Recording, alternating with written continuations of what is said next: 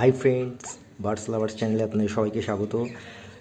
জাভার একটা ফিমেল দরকার ছিল লাল চোখের, আর একটা ফিঞ্চের মেল দরকার ছিল একটু পাইডের ওপর।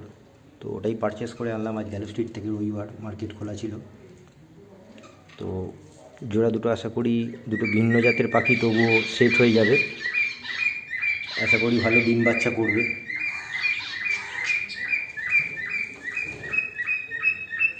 দেখা যাক কেমন রেজাল্ট হয়।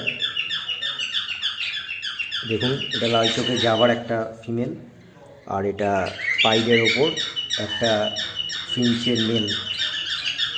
তো পরিষ্কার পাখি, আশা করি ভালোই রেজাল্ট হবে, অনেক ডিম বাচ্চা করবে।